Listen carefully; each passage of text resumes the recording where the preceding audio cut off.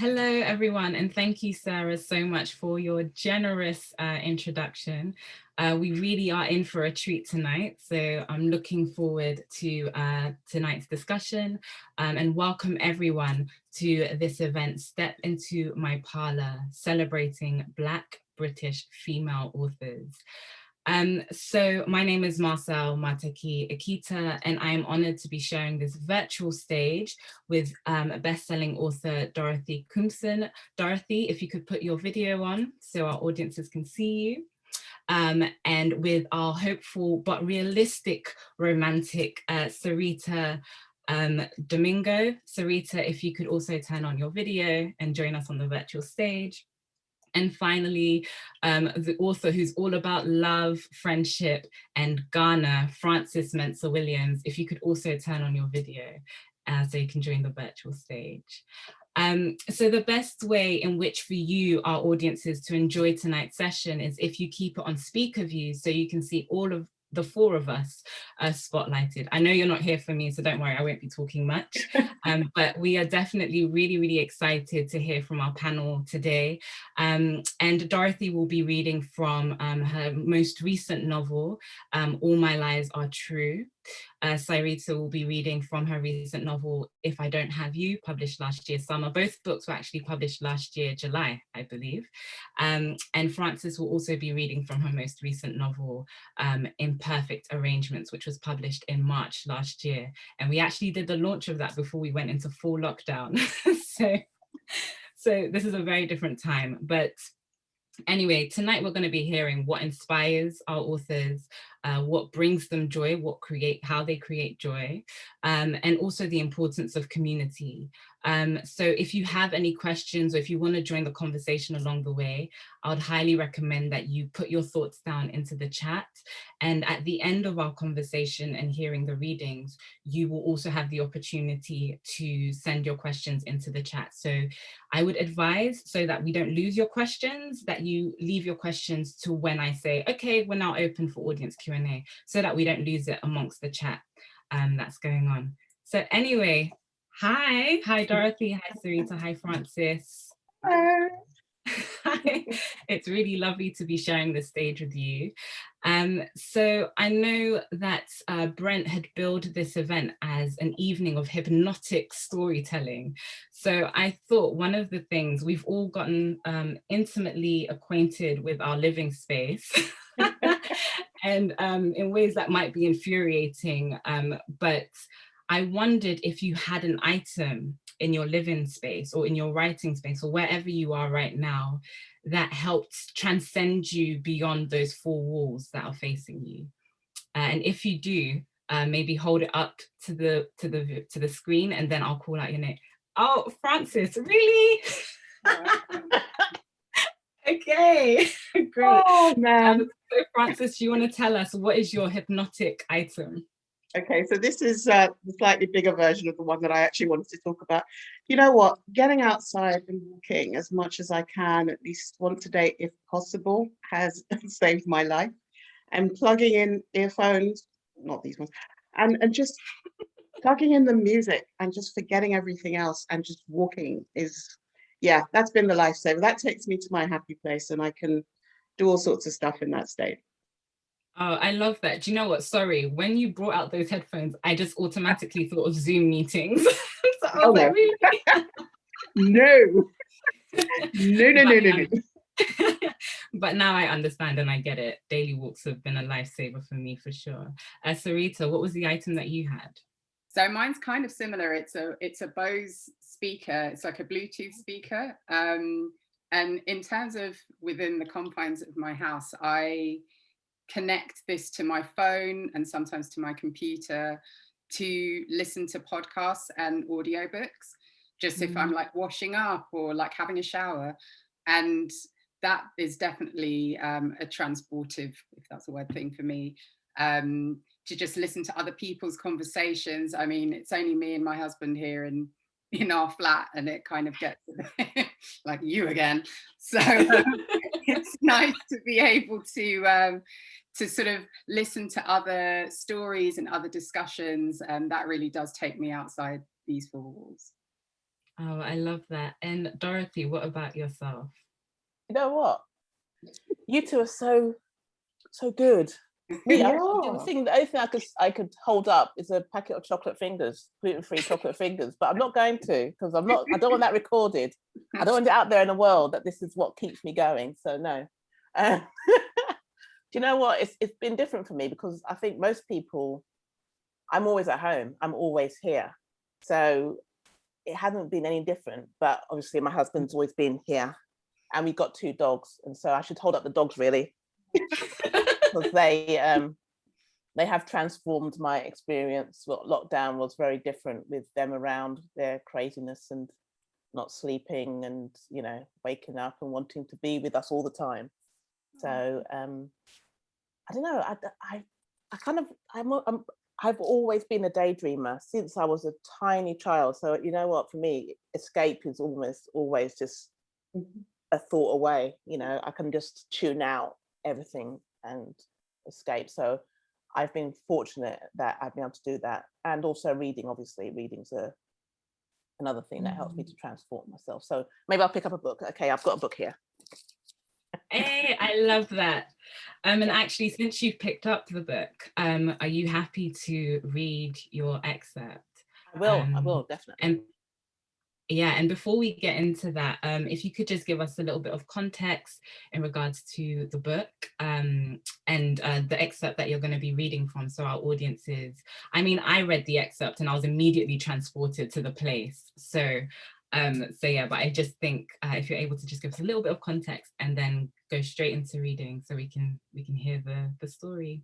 All My Lies Are True is the sequel to my novel that came out in 2010 called The Ice Cream Girls.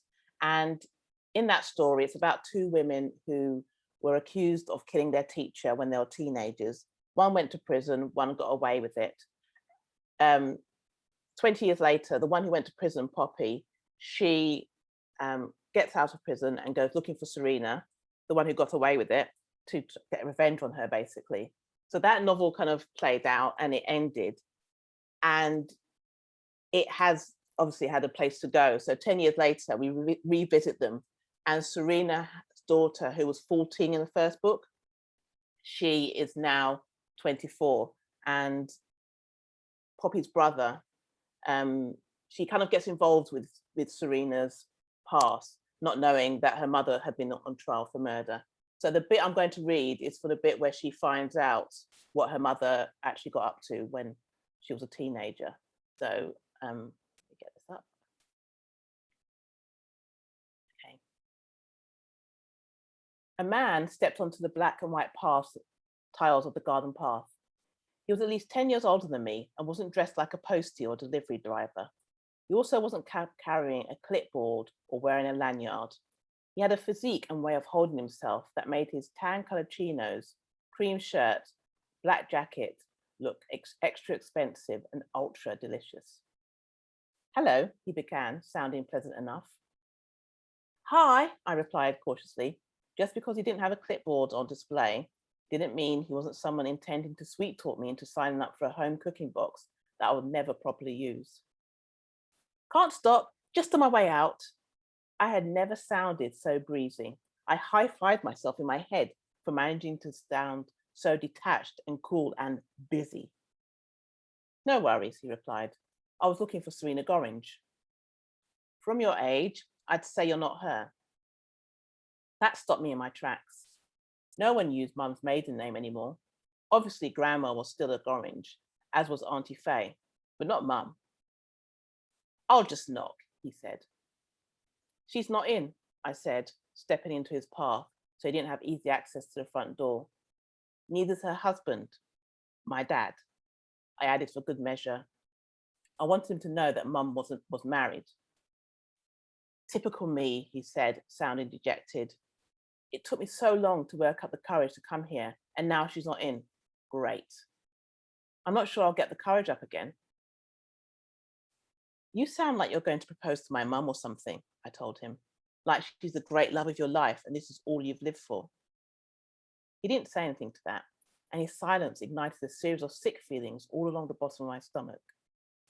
I looked him over again. He was far too young for Mum, but 9 years earlier, she'd left us for nearly 2 weeks. She and Dad pretended it never happened, but it was long enough for 8-year-old Conrad, my brother, to notice. So obviously I knew. Was it for him? Surely not. None of us ever talked about why Mum left. She was just gone, coming back daily to give us breakfast. Then after school, she was there to give us dinner and say goodnight. And then, after what seemed like a forever, she was back. My Mum and Dad were mostly fine, and then they were overly fine and loved up, and we all acted as if it never happened. Was he the reason? The man in front of me said nothing. And if he wasn't going to propose or something, wouldn't he say so? Wouldn't he be denying it? How do you know my mother? I asked him with an edge to my voice. He'd hardly tell me on my doorstep if they'd been sleeping together, but it was worth a try. I don't know her, he said. What do you mean? In a, I never really knew her because you never really know anyone kind of way, or she's a complete stranger who I have a freaky connection to kind of way. Somewhere in between the two, I guess, he said. Too cryptic for me, sorry, I said, an even bigger edge to my voice. Can you just speak your speak? Tell me what you want with my mum. The stranger seemed to grow very tall in those moments. He stood up in his frame, and suddenly he was towering over me. His arms fastened across his chest in a tight hold, and his face set so much like dried cement, it was as if he'd never speak again. When he did eventually push out words off his pursed mouth, it was to say, I want to ask her to confess to murder. What? I replied. I couldn't have heard that right. What are you saying to me? You heard me. I want her to confess to murdering a man called Marcus Houndsley so that my sister, Poppy, can finally clear her name. Woo! Wow, Dorothy.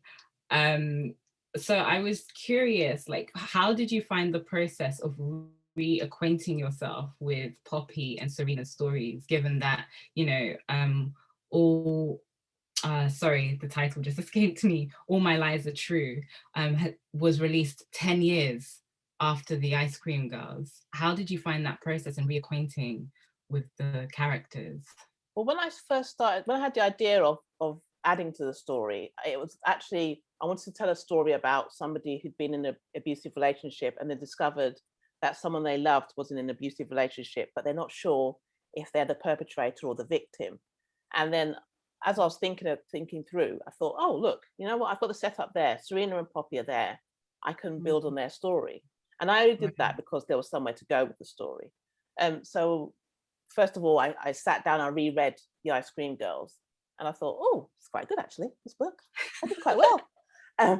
And so I read it through 2 or 3 times, and I had Post-it notes all the way through, but it was hard. I mean, I'm not going to pretend, it was really difficult because at the back of my head, I knew how many people loved The Ice Cream Girls, and people have told me over the years how it transformed their lives or helped them, and they really enjoyed the story. So there was that pressure, but also the pressure to be authentic about abusive relationships and coercive relationships and how they've moved on from the time of the Ice Cream Girls, and marrying that with taking Serena and Poppy's personalities onwards so that they didn't do something completely out of character from when they were teenagers that I was writing about, because I kind of knew them from when they were like 12, 13, 14 teenagers, and then when they were in their 30s, and now they're coming up to 50. I kind of know them again. I've come back to see them, to visit them, to talk to them. So it was actually quite difficult and complicated.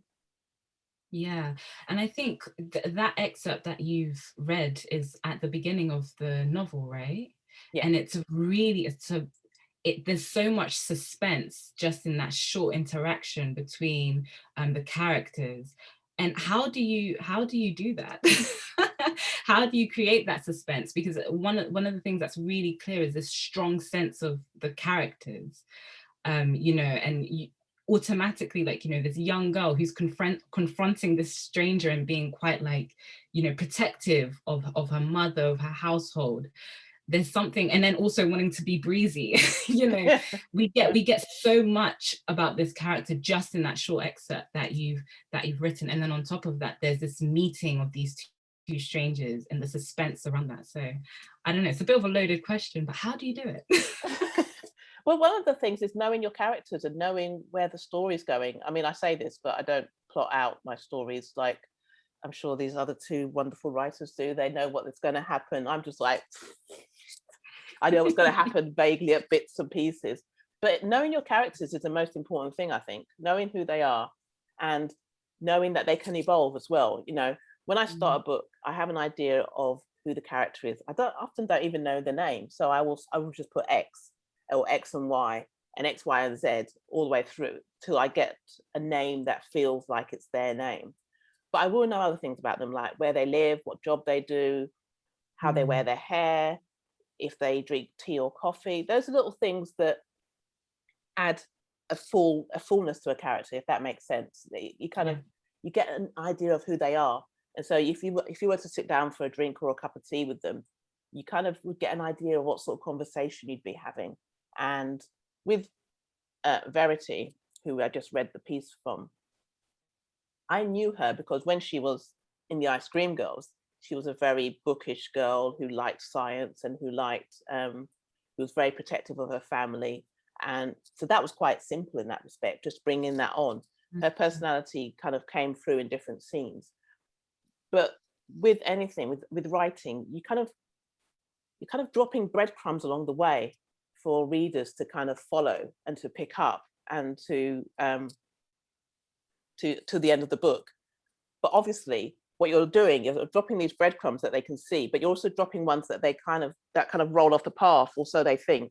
And they kind of see it and they go, oh yeah, look, there's that breadcrumb, but I'm following this one.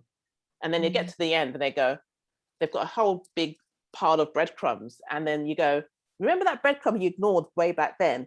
That was the missing piece. That was the piece that you kind of weave in bits and pieces. And sometimes I cheat by finishing the book and then going back and adding those bits in. I love that. Thank you so much for sharing that with us. And obviously your book, I Know What You've Done, is due to come out in July, and that will be your 17th novel. Yeah. Big round of applause. That's incredible achievement. And so my question now is really to both yourself, Sareeta, and Frances, which is, you're all prolific writers. Between the three of you, we have 30 books published out there in the world, which is incredible. And I just wondered, what are the joys and pleasures that you get from writing, or does what joys and pleasures do you get from writing? I don't know, I just repeat the question. Sorry. So yeah, I'll let the other two answer because I've been talking for loads. Sure. I think for me it's the achievement of having a body of work that has come directly from my own brain and sense of creativity. I mean, I don't know about you guys, but sometimes, obviously Dorothy having just reread The Ice Cream Girls to write the next book, but when you read back a piece of writing that you've done, sometimes it feels like it didn't even come from you. It feels like I can't believe this actually occurred out of my brain. So for me, it is very much just that joy of having something that I've written that it can physically be held and other people can enjoy it. That's one of the best parts for me. Love that. Frances?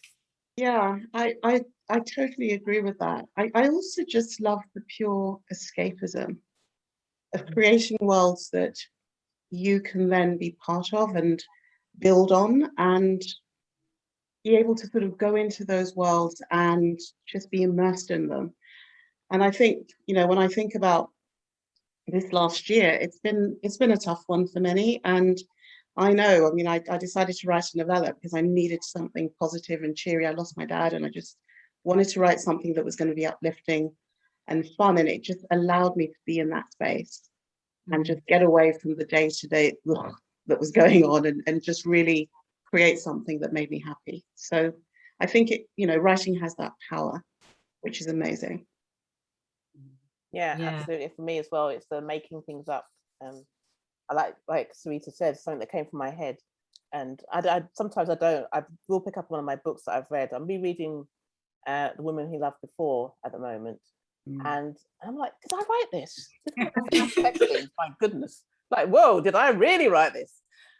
But yeah, it's amazing.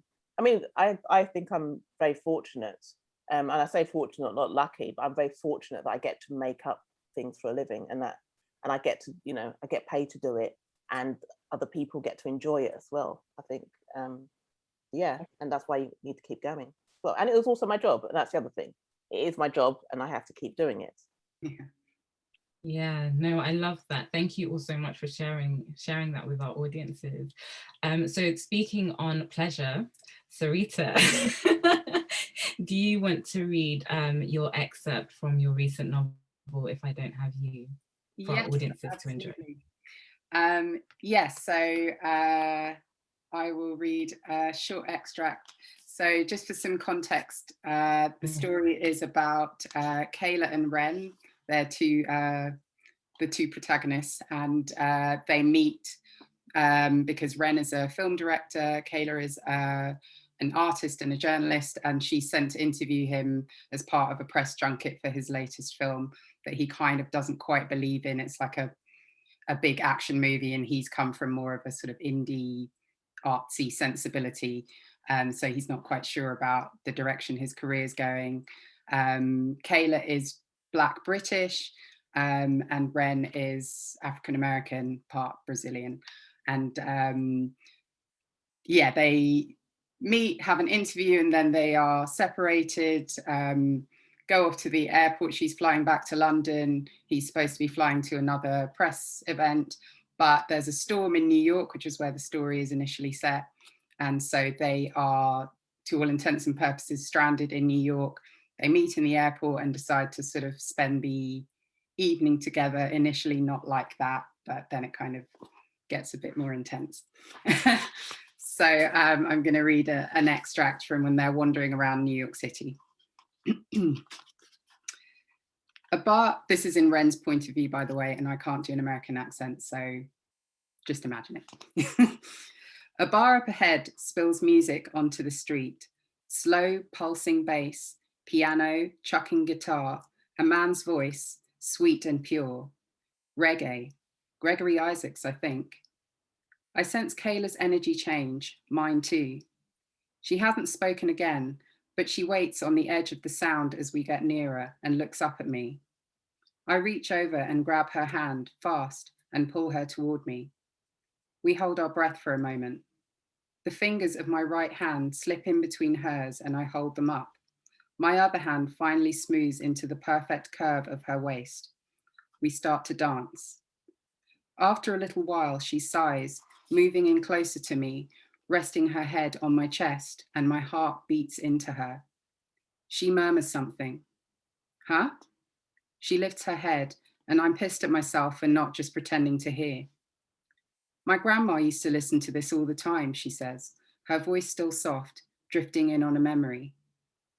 Her face breaks into a smile, and it's dazzling seeing it so close. She and I used to dance to it too, but not like this. I move closer still, one foot in between hers. She can probably feel me through my jeans, but I think I want her to. No, not like this, she whispers, and lays her head back on my chest. The song ends, replaced by something minimal and electronic. A bouncer wanders further onto the sidewalk from the doorway to the bar, smoking a cigarette and looking up and down the street, bored. He nods his head a moment when he sees me and Kayla. We've stopped moving, but I can't let go. Slowly, Kayla peels herself away from me. She lifts my jacket off her shoulders and hands it back.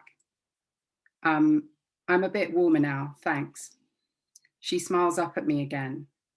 If she hadn't, I might have been worried I'd overstepped a line, but she smiles. I put my jacket on and we begin to walk again, close. My hand slips back into hers like it's found a brand new home, and her fingers tighten around mine, small but strong, like her. We walk the final blocks back to the hotel without saying anything, letting the breeze cool our skin, brush our ears, and stir our thoughts. Before I can completely steel myself for being back up in the room alone with her, the bright lights of the Vincent are up ahead of us, and the porter is holding open the heavy door, welcoming us back. The dark lobby is still bustling with people, and ambient music pulses low and womb-like. Maybe they're all in a trance. I think I might be.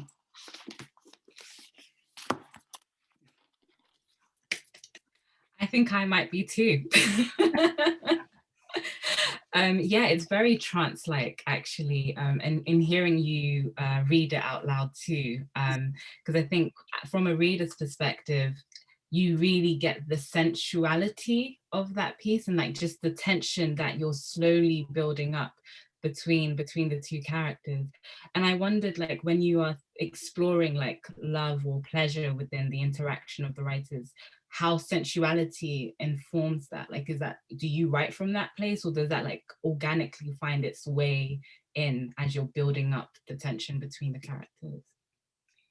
I mean, I think when I'm writing a romantic story, that sensuality is sort of part and parcel with the tension between the two characters. I think for me, the tension between two people who are going to be engaged romantically in a story, that's the gold, that's the magic. That's what I want to feel crackling between two characters. And I like to, allow that to build and build and build till the reader is literally like, just kiss, you fools, kind of thing. Or more, And yeah, I think that aspect of storytelling when it comes to romance is really important to me. And I think sensuality kind of comes out of that, and that in a way that sensual feeling between the two characters is more important than them just like leaping into bed together. For me, at least, I think it's the sort of sensual aspects which feel more connected to the emotion between the two characters. I think that's really important to me. So yeah, I hope it comes across in my writing.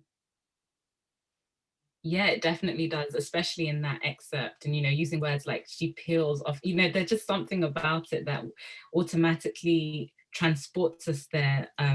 Yeah, it just engages our senses, and it's really beautiful writing, Sareeta.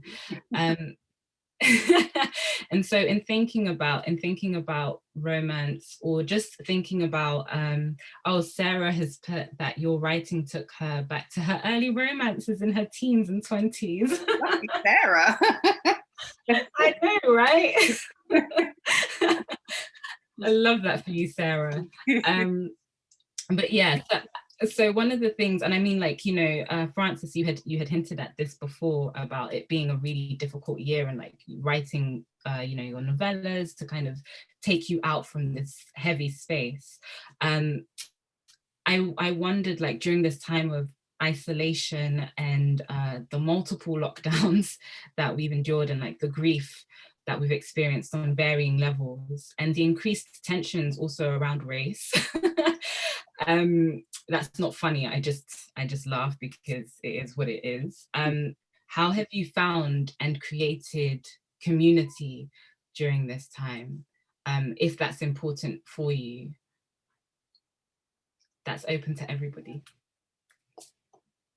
Well, I mean, for me, I've just had an anthology come out last month called Who's Loving You, which is like strategically placed behind me, that Dorothy wonderfully was a part of. And that's been a real sense of community for me, being able to work on that project during this time. It's a collection of love stories by British women of colour.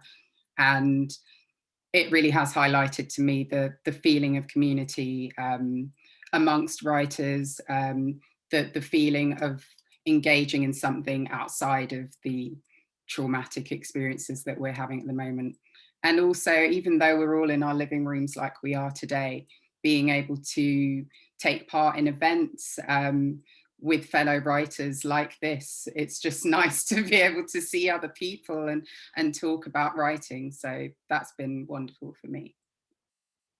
Yeah, I think also what do they say? Necessity is the mother of invention. So I've become a dab hand now at doing Insta lives and all sorts of things, which I would have probably run screaming from the room for before lockdown happened. And I think community has come virtually. It's been really interesting and a chance to be really creative with, having conversations with book clubs that are reading my books, having, conversations about writing. I've been doing talks with university students who are studying, contemporary African literature and so on. So, and again, it's global. So, I've done that twice with the University of Florida. So it's brought a different dimension to the word connection, but I think it is one that has been something that I've learned and done and gotten far more involved with than I ever would have done if we'd been in normal times. Yeah, I think that's I found. I mean, I used to do events all the time and go traveling all over the country and sometimes going abroad, but this has been, despite everything else that's going on, this part of it, getting to speak to people across the world and people who couldn't come to events because they were often in London, or if I traveled to Leeds, they'd have to travel from halfway across Yorkshire to come to an event. They can come online, and that's great for me. It's been a real way of connecting with people. And I was very, I need to do things, so I said yes to everything, and I had so much to do. And then I started my podcast as well, and then I started the Precious Book Box, which was a way of promoting Black British authors, but also products by Black British companies, Black owned companies, and sort of like trying to do everything, trying to be positive and trying to be a positive force in the world, as it were. And then it got to the beginning of this year, and I was like, I can't do anymore. I'm really tired. I'm so tired. I can't cope, because that crash was going to come, because it was so exhausting last year. And it was nice to be able to say to people, I'm just tired, and to know the sense of community that other people understood what I meant. I didn't have to articulate it in any great thing. I just thought, sometimes I would just tweet, I'm tired. And I knew that people would reply knowing what I meant without saying, I'm not physically tired, I don't need more sleep. I mean, I always need more sleep, but there was so much more to saying I'm tired and I'm exhausted. So that has been, a way of community has kind of found me almost in amongst all the other stuff. Yeah, no, I love that. Thank you so much for sharing all of your thoughts on community. Sareeta, I did actually want to ask you about why love for you as an author. Why do you choose that as like one of your main focuses, especially with this latest anthology that you've just edited? Yeah, I mean, it was somewhat by accident. I didn't necessarily set out with my debut novel, The Nearness of You, thinking, right, romance is my lane kind of thing. It just kind of, I wrote a romantic story, and it is somewhat the nature of publishing that you have then steered in that direction subsequently. But when I was kind of engaging in spaces that talked about romantic fiction, there was just such a lack of people of color in those spaces, physically and on the bookshelves. I mean, Frances, you are like one of the pioneers of it for me, though, and of course, Dorothy, with your earlier books. But it just felt like I was a little bit out on my own, or didn't feel like there would stories around that really reflected my own experience beyond the books that I was writing. So I kind of wanted to reach out to writers that I admired, and get a collection going that was, a collection of love stories written by British women of colour, so that, there was a resource, I guess, out there for readers who wanted to come to love stories and feel like they might have their own experiences reflected, or to engage in experiences outside their own if they weren't people of color. Yeah, no, that's so important in terms of like reflecting those experiences, regardless of, your background. But there's definitely a lack when it comes to yeah, seeing stories from particularly Black women, how they're presented in love stories, and just having that wide range. I don't think we have that enough. So the work that all three of you are doing, have done, it's really important that we have access to these books and we have access to these love stories, because it's ordinary, you know, like love is an ordinary experience. It's something that we are all entitled to. It's something we all do experience in varying degrees beyond the romantic. But Frances, you are a lover of love. Oh, wow. There's a title I'll take. Ooh. And obviously in your latest book, Imperfect Arrangements, we want to read a bit, we want to hear from that shortly, but you look a lot at community as well through this three-way friendship between these three sister friends. So if you're ready, could you just read a short excerpt so we can just delve into that world? Absolutely. So Imperfect Arrangements is a story that's set in Ghana, and it's about the loves and lives of three best women friends. And you've got Teresa, Maku, and Lila. Teresa came with her husband to Ghana from the UK, and she's trying to, she came because she felt blocked. In the UK, she'd reached a certain point in her career. She felt she wasn't given opportunities. She's desperate to start her own business, which is a PR consultancy. And she sees Ghana as a place she can come and do this, and where she's amongst people who look like her. And so she will belong. Her two best friends are in Ghana. They've grown up there. Their relationships are also in a state of flux for different reasons. But the three women are best friends, and they support each other very much. And so this extract I'm going to read is, and the story is told as you go through the perspective of actually each of the six people in the three couples, but it focuses on the three women. So this excerpt is in Maku's introduction chapter.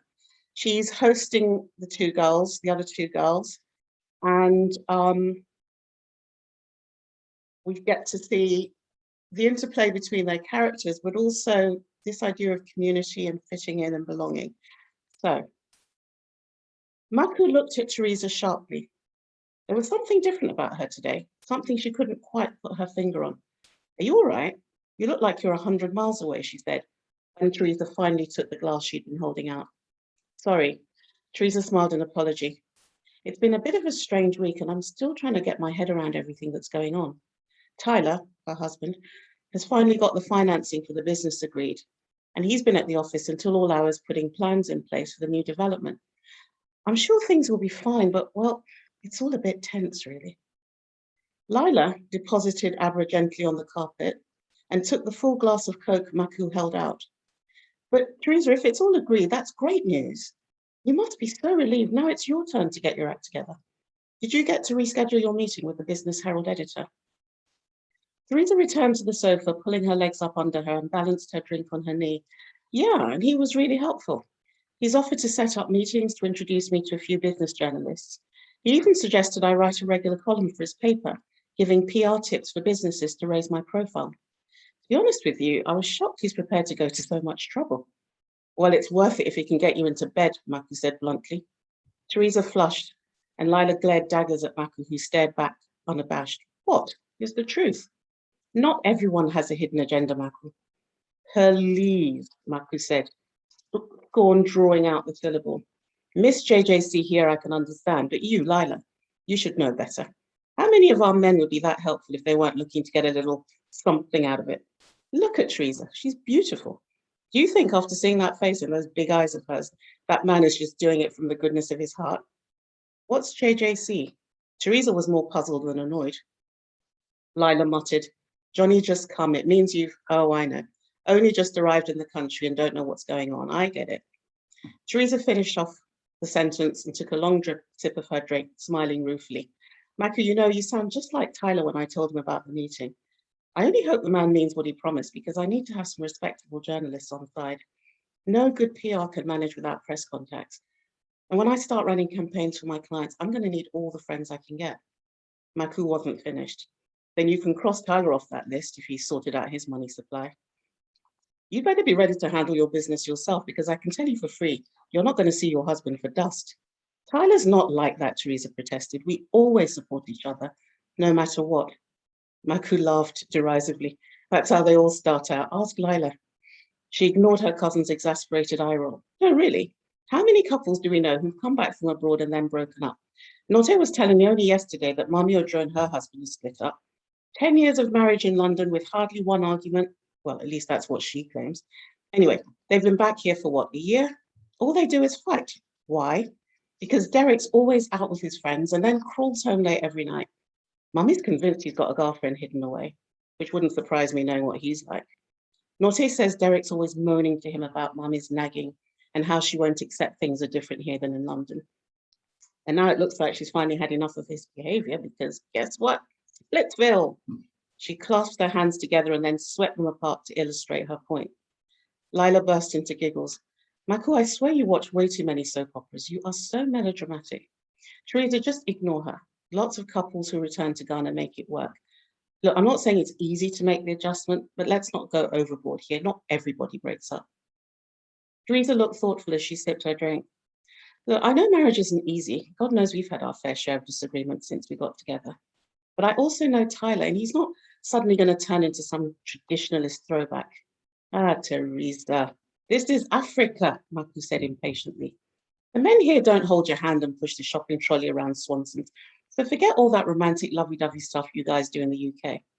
So maybe I haven't been to England, but don't forget, I watch a lot of TV. And I've seen how the men over there go into the kitchen and do the washing up and the laundry and even change nappies. I decided to wait for Norte to change Abra. That child would be covered in rashes. My sister, let's be real. In this country, it's nights out with the boys doing business. She raised her fingers in sarcastic air quotes. And if you're lucky, then it's back home to you. If not, it's a quick visit to their girlfriend before the wife ever gets to see them. Teresa choked on her drink. My God, Michael, you can't just generalize about an entire gender. There are plenty of good guys. Lila, tell her, you're the one that hangs out with the churchy ones. Maku snorted in disbelief. What? Don't even get me started on those guys. Lila raised an eyebrow. Cuz, don't exaggerate. We have some very devout and sincere brothers in my church. Really? Then why does Kwesi get annoyed with you for spending so much time at church? He's always going on about pastors who get exposed in the newspapers for preying on women in their congregation. Kwesi's hardly in any position to criticize men who prey on women, Teresa said tartly, and then bit her lip, looking mortified. Sorry, Lila, that was mean.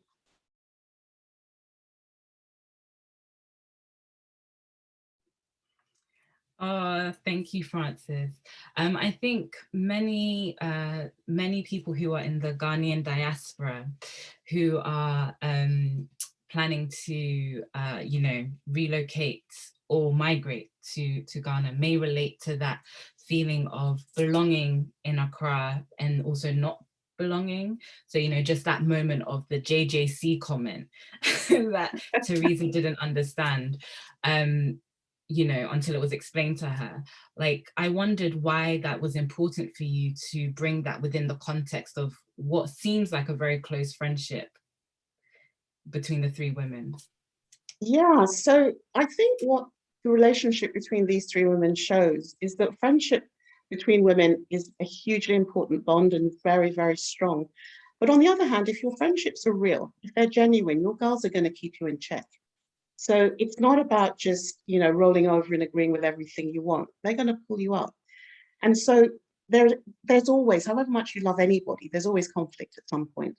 And I wanted these characters, because they're very different personalities, to show that there is always going to be conflict in friendship. And the underlying love will always win out. But there's going to be tough times. There's going to be times, as we see, when, particularly between Teresa and Maku, there's just tension, because of sort of unresolved stuff from when they were kids, because they're childhood friends, but they've come into these relationships with each other in different ways. And I just wanted to really show that there is nuance to those kinds of relationships.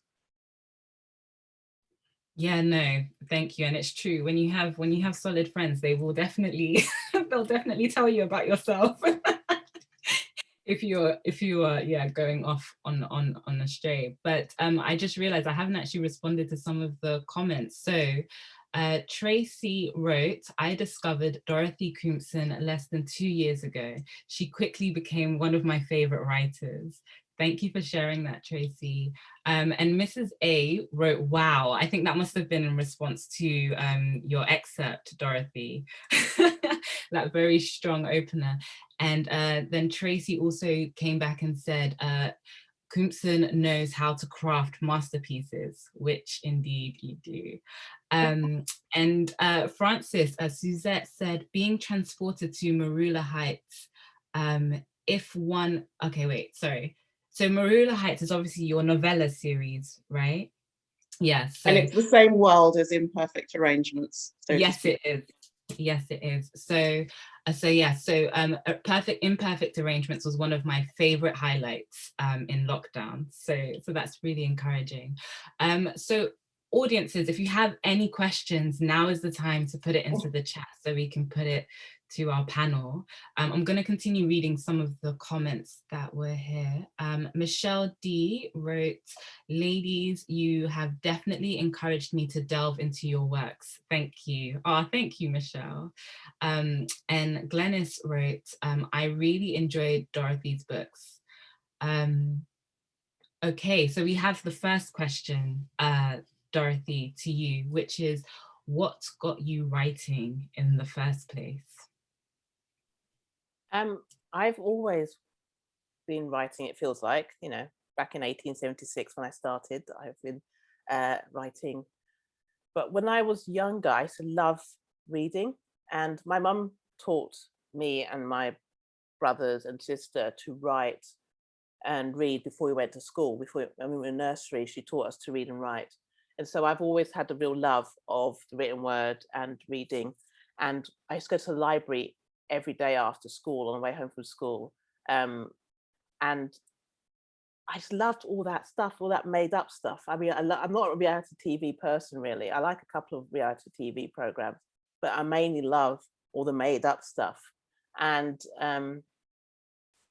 when I was about 13, my mum sort of said to me about not hanging around with my friends in the streets. Not that I ever did, I wasn't that type of person, but she was like, you shouldn't do that.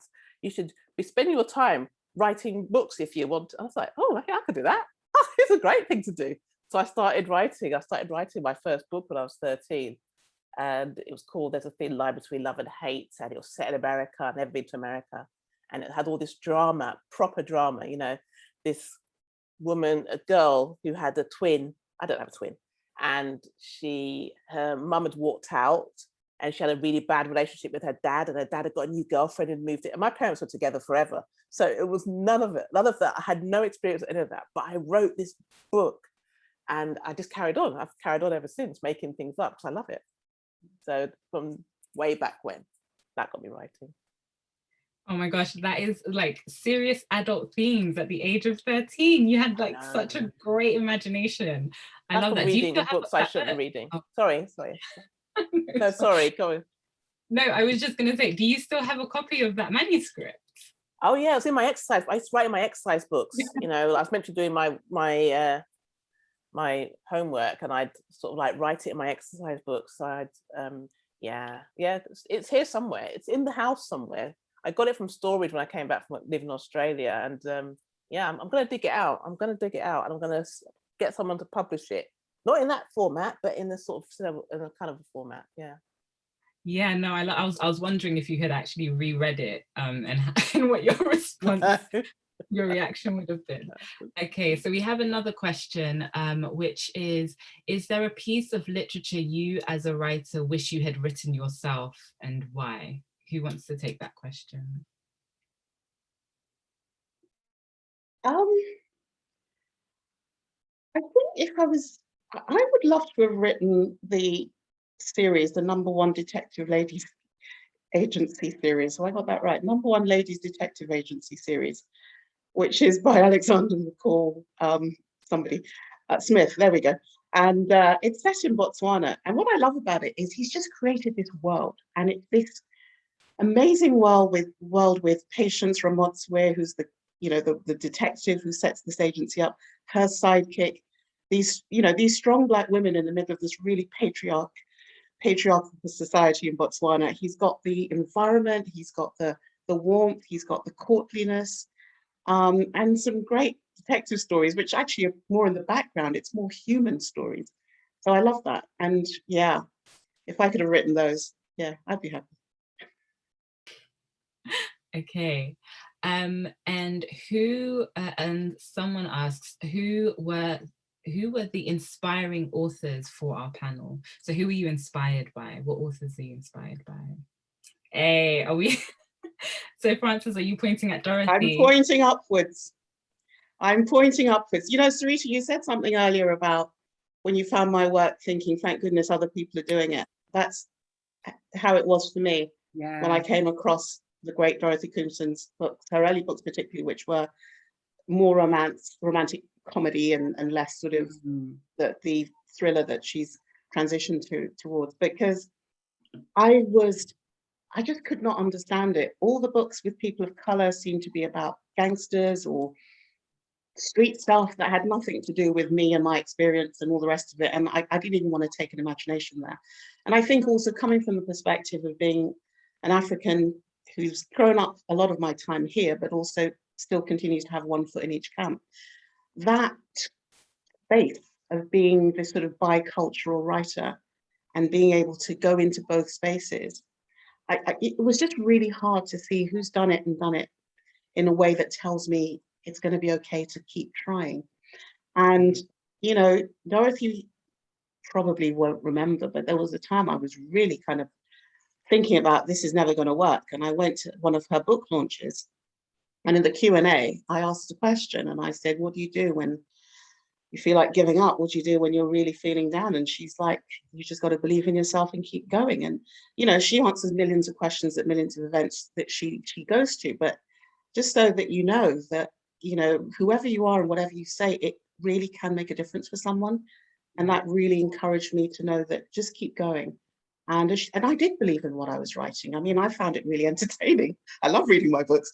So I just needed to get that affirmation that I should keep going. So thank you for that. Always thank you for that. And yeah. Well, thank you. I do remember you. It was at the Black Girls Book Club one, wasn't it? Yeah. I do remember. Yeah, of course I remember. Of course I remember you, France. I mean, we'd met after that, but I never really was sure you remember that first time. No, I remember following you on Twitter and Instagram, and I said to you, you said to me, oh, could you follow me? And I was like, I already do. And you were really shocked that I did. Oh, bless you. Thank you. You make me cry. I feel like quite teary now listening to that. Bless you. You know what? It's really one of the things that I have loved. I mean, the past year's been hell. Let's not pretend it hasn't. But getting to know people like Sareeta a bit better, and Frances and other writers, and seeing their work and being able to kind of encourage them and help them. And I'm all about helping people whenever I can. I can't do it very often nowadays because there's so much to do, but you know, and seeing you do really well. I love seeing you do really well, and I want everyone to come up and do really well as well. And that's one of the best things I think about for me as a writer and who's written more books. I don't think I'm better than anybody else. It's just I've managed to write 17 books and everyone else is coming up, racing up behind me. I'm like, oh God, they're catching me up. But you know, I love to see you two and other writers who I love doing well. That's one of my favorite things. Yeah, just wanted to say that. Thank you.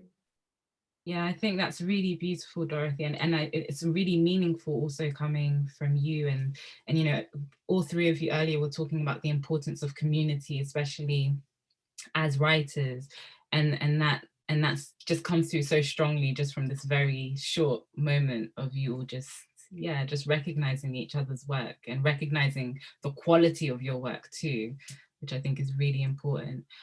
So I just wanted to follow up on that last comment that you just said, Dorothy, with this final question from our audience, which is if any of you are running schemes or programs for new writers. So just going off of the back of like supporting one another, if there are schemes, or even if you're not running any schemes, are there schemes that you're aware of that would support emerging writers? The Romantic Novelists Association is an association for, well, that's what it says on the tin. But one of the things that they do is have a new writer scheme. So if people are writing in that genre or interested in that genre, I'd maybe suggest checking out, joining or finding out more from the romance, oh, crikey, what is it? Romantic Novelists Association. Yeah, it would be wonderful to see more writers of color being involved. Absolutely, that's one of the things that I think it'd be great if there were more, and part of the main thing, not just like a little sort of like offshoot. We want to be, we're part of the mainstream, and I want more of us to be out there. I'm judge on a writing competition called Creative Futures, and that's running at the moment. And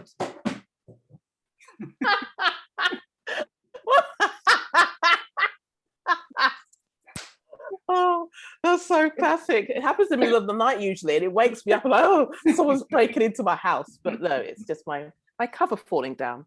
Yeah, Creative Futures, and yeah, check it out. It's on Instagram, they're on Twitter, they're on Facebook. They've got a page, and it's a competition to try and encourage underrepresented writers. So yeah, check it out. It's free to enter because a lot of competitions are not free. I've got my podcast, The Happy Author, which helps to encourage people, helps to demystify the publishing process. And that's all I can think of at the moment. I can't think of anything else. Yeah, I feel that I am aware of lots of them at the time, and then I draw a blank when it comes to questions like this. But it's really worth keeping an eye on Twitter, on like publishers' Twitter feeds, if they're running competitions, agents as well, even if you can't, if you don't necessarily get representation through an agency. A lot of them are doing kind of schemes for new writers. I mean, on my Twitter feed, I try and retweet opportunities like that when I see them come up. But yeah, it's worth just keeping an eye out, keep your Google alerts on, and see what you can find. Yeah. Thank you so much. We won't be able to answer all of the questions because time is now up, but for our audiences, where can they find you and connect with you online? Dorothy, do you want? I'm sure everyone is already following everybody here, but you know, I am everywhere. You know, if there's anything I'm permissive in, it's on my online presence. You can find me on Instagram, Twitter, Facebook, Pinterest. I've got a TikTok that I don't use. I have a website. I have my podcast. I literally am everywhere. So if you can't find me, then I don't know. You're not trying hard enough. Just type my name into the internet and it'll come up. It'll come up. I've just posted my Twitter handle on there into the chat box. So basically, Frances Mensah at Frances Mensah W, and my website, yeah, it's just my name, francesmensahwilliams.com. So please get in touch and follow me on Twitter and get you near the next level number. I'm not going to say how much it is, but just follow. Yeah, thank you. You can also find me on Twitter at Sareeta Domingo. On Instagram, I've just put mine in the chat as well, but Instagram is at Sareeta Domingo Author, and my website is sareetadomingo.com. Basically, just put Sareeta Domingo into Google and you'll find it. And you'll find it. I should say on my website, there's a section called The Bookmark, which is lots of interviews with other authors, and those two are on there. But also there's other authors, and they talk about their publishing journey and what inspired them to write. And I think it's very helpful for writers who are coming up to find out about writing and how to go about it. So I'm just putting my website up now. I mean, basically, you follow Dorothy. It's taken me a while to write everything. Dorothy is the oracle for all of Yeah, totally. Can I say thank you to Afolake for the lovely comment in chat? Thank you so much. Appreciate that. Okay, there you go. There's all the stuff. Amazing. No, thank you so much. Thank you, Dorothy. Thank you, Sareeta. Thank you, Frances. You've been incredible. And thank you for letting everyone know where they can find you. One thing I did want to say to our audiences as well is that anyone who is looking for a writing scheme as well, there's an organization called Spread the Word, and they usually run like different schemes, and some of them are free as well. So if you are writing and you're trying to find ways to harness your writing voice, and I'll definitely recommend checking out Spread the Word. I don't work for them, so this is just more a suggestion for you. And also just thank you to Brent Libraries, especially to Sarah, Kate, and Durata for your incredible passion and seamless organization, and to all the partners involved in the BBC Novels That Shaped Our World Festival. And last but never least, thank you to you, our dear audiences, for being a part of tonight's celebration. So remember to check out Brent Libraries to find your copy of Dorothy, Sareeta's, or Frances's books, and indulge. You can also have it as an ebook. So yeah, so I'll pass it over now to Sarah, who will close the event. So thank you. Thanks, Marcelle.